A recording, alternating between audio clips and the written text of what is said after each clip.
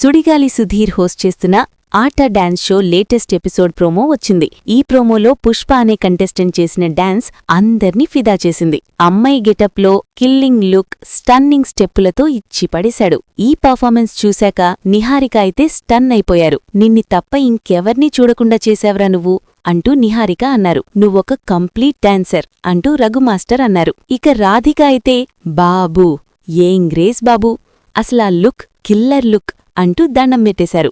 ఇక సుధీర్ అయితే స్టేజ్ మీదకొచ్చి రేయ్ లైట్స్ ఆఫ్రా అంటూ సరదాగా అన్నాడు. పుష్పకొక హగ్గిచ్చి రేయ్ అది నా పిల్ల, మీకందరి ముందు నేనొక ప్రామిస్ చేస్తున్నా, మీకొక ఛాన్స్ ఇస్తాను అంటూ సుధీర్ కామెడీ చేశాడు.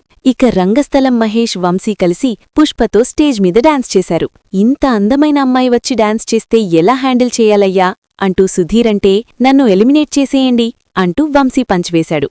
ఇలా ఈ వారం మాత్రం పుష్ప పర్ఫార్మెన్స్ మామూలుగా లేదు. ఈ షోకి నిహారిక జడ్జిగా ఉండటమే కాకుండా నిర్మాతగా కూడా వ్యవహరిస్తున్నారు. ఓ వైపు డాన్స్, మరోవైపు ఎంటర్టైన్మెంట్ రెండూ కవర్ చేస్తూ ఆటా షో ఫిదా చేస్తోంది. సుధీర్తో పాటు కావ్యశ్రీ, విష్ణుప్రియ, సమీరా భరద్వాజ్, వంశీ కూడా తోడవడంతో ఫుల్ ఎంటర్టైనింగ్గా షో నడుస్తోంది.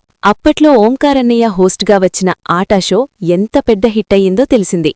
ఇప్పుడు అదే టైటిల్తో నిహారిక నిర్మాతగా ఈ షోని నడిపిస్తున్నారు. ఇక బుల్లితెరపై ఆటా షో చేస్తూనే వెండితెరపై కూడా వరుసగా సినిమాలు నిర్మిస్తున్నారు నిహారిక. సంగీత్ శోభన్, నయన్ సారిక జంటగా నటించిన రాకాస సినిమా ఏప్రిల్ 3న రిలీజ్ కాబోతోంది. 2 ఏళ్ల క్రితం నిహారిక నిర్మాతగా తీసిన కమిటీ కుర్రాళ్లు చిత్రం బాక్సాఫీస్ దగ్గర మంచి విజయం సాధించింది. ఇప్పుడు రాకాసాతో మరో హిట్ కొట్టాలని నిహారిక చూస్తున్నారు.